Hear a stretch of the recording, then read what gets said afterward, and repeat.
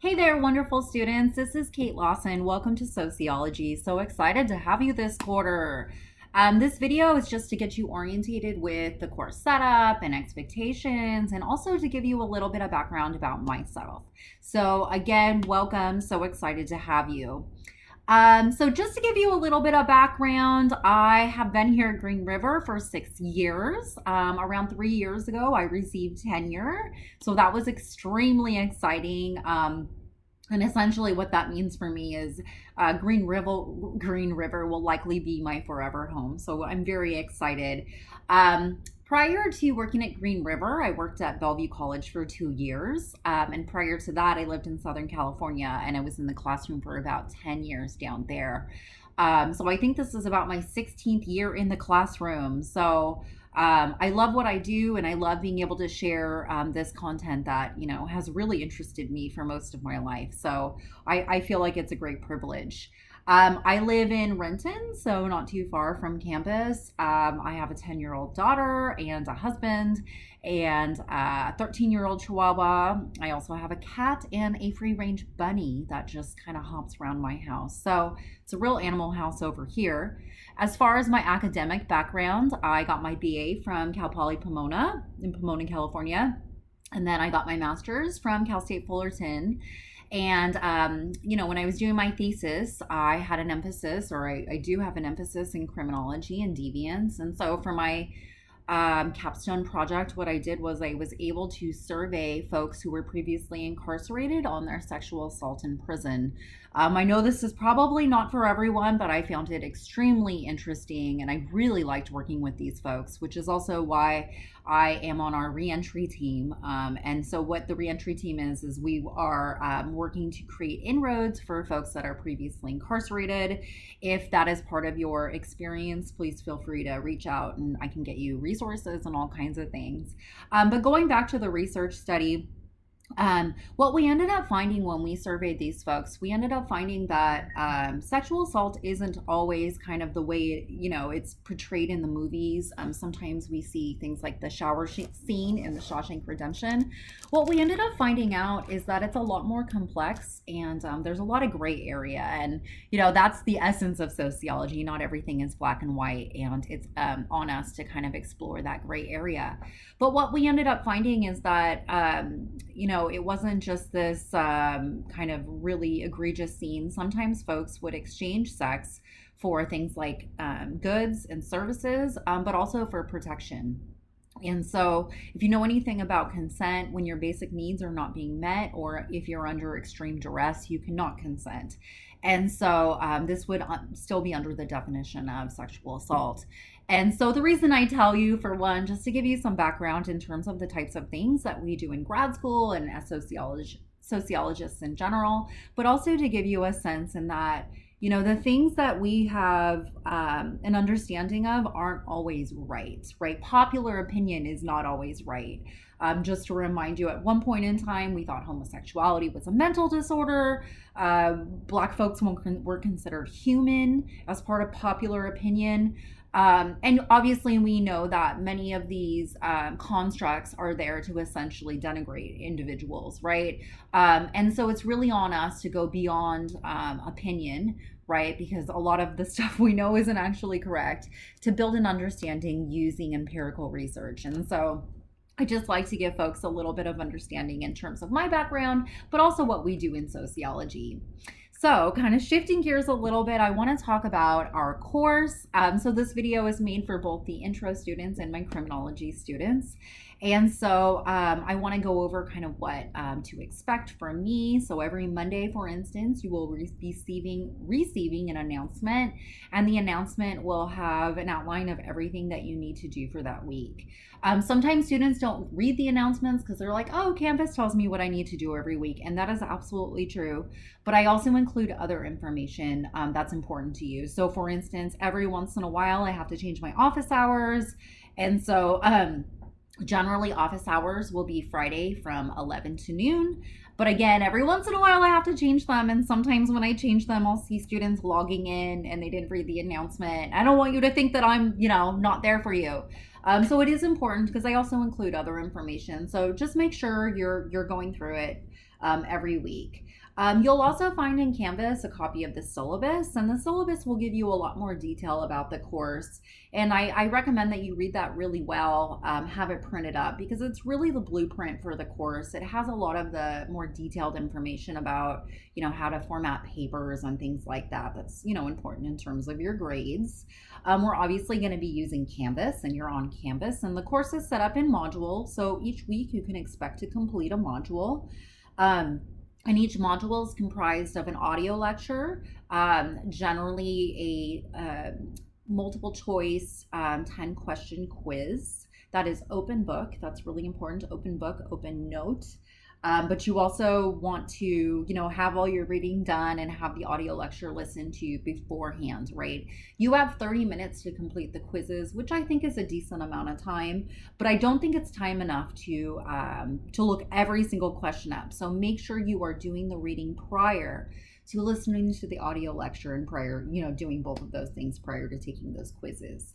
If for some reason you aren't doing as well as you would like to on the quiz, and you're, reading and listening to the audio lecture and taking notes as if you were in class, please feel free to reach out to me. Sometimes, we just need to kind of walk through and I can get a sense of kind of where you're coming from and, add some more clarity for you.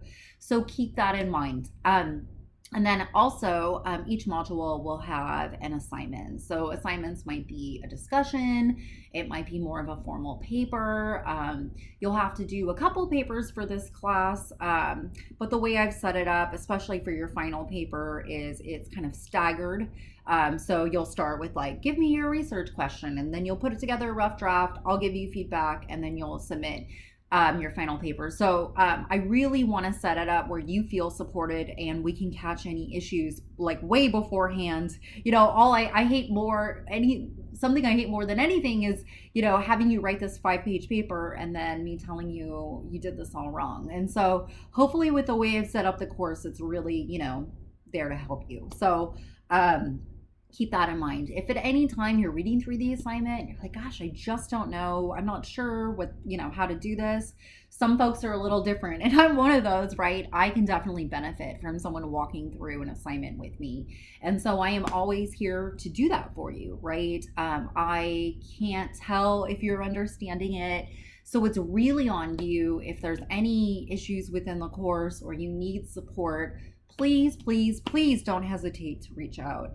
Every week I will be waiting in office hours, mostly on those Fridays. That's a great way to check in. You also have the opportunity to submit your assignment beforehand and have me look it over. And a lot of students like to do that, especially kind of with those final projects. So if you'd like to do that, please have your assignments emailed to me by Friday at 10 a.m. so that I have time to grade them, give them back to you. And I'll give you all the comments that I would as if I was grading it. So then you can make any formal changes before that final submission on Sunday. So Sunday at 11:59, all of your modules are due for the week. So keep that in mind. I will also be providing you feedback on all of your assignments. And so if at any point, there's something you don't understand about what I'm saying, please reach out. The other important thing is that I do leave in-text comments. Sometimes students don't check them, which kind of drives me crazy because I spend a lot of time doing them. So make sure you check those in-text comments. Otherwise, it won't look like I'm providing much of anything.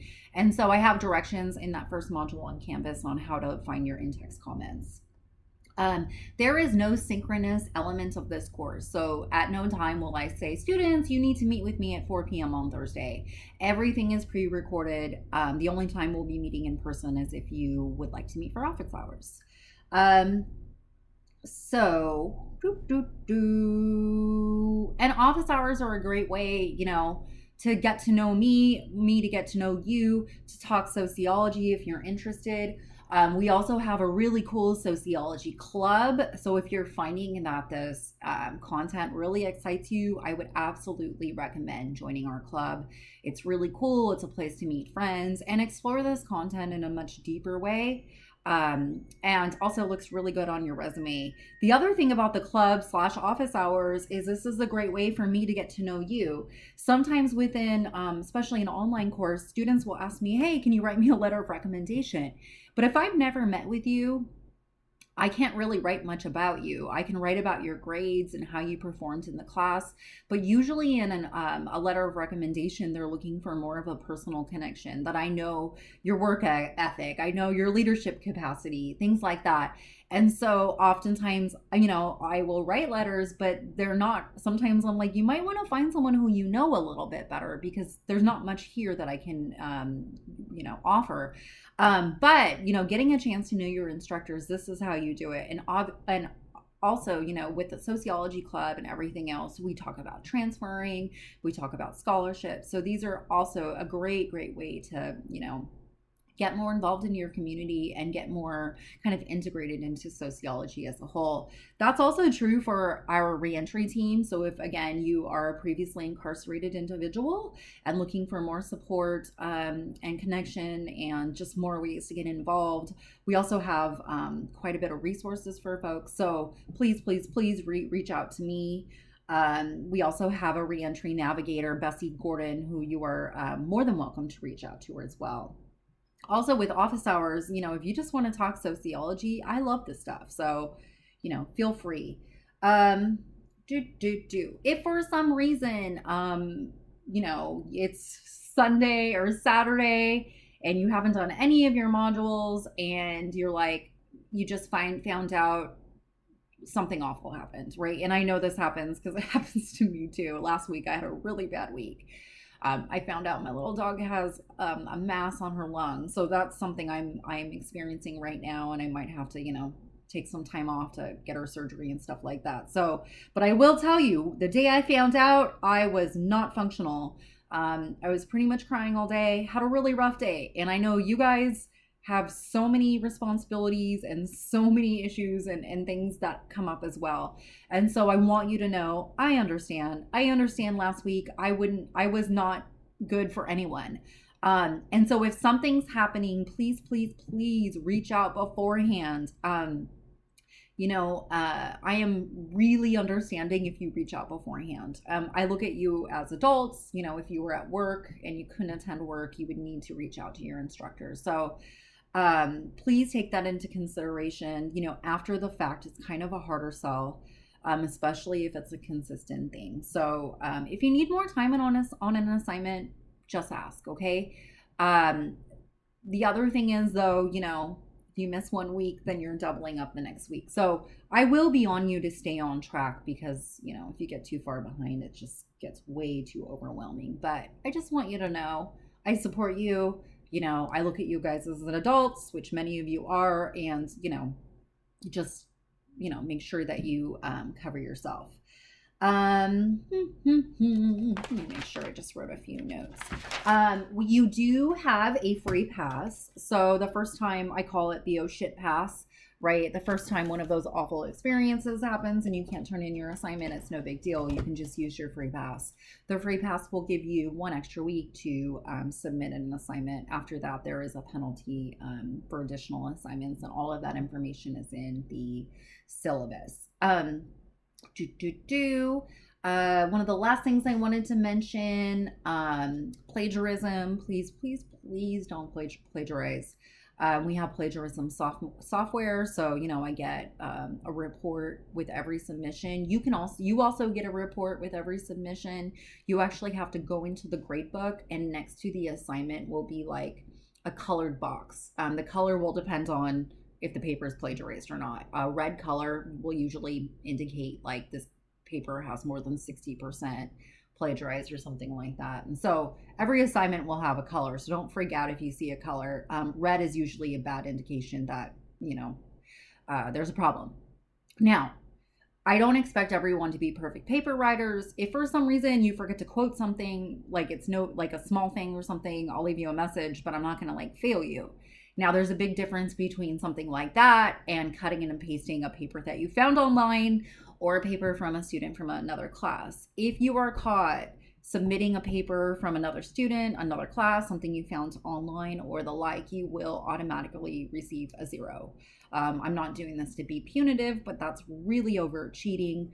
And in an online class, we just can't have that. So I ask that you come just ready to learn, right? Ready to grow. I think a lot of my students end up much better writers, because again, we're going through this writing process together.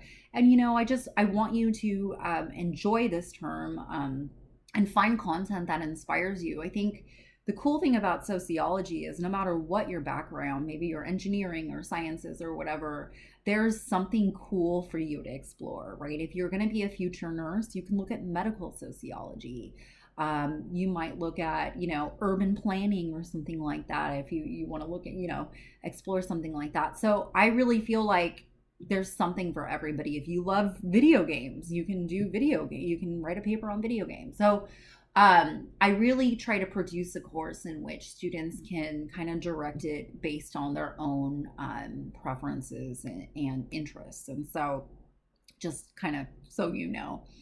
I think I covered almost everything. So again, I just want to welcome you so much to this course. I'm so excited to have you. If there's any issues, please, please, please reach out. I am here for you and super excited. So have a wonderful day. And again, looking forward to this course with you.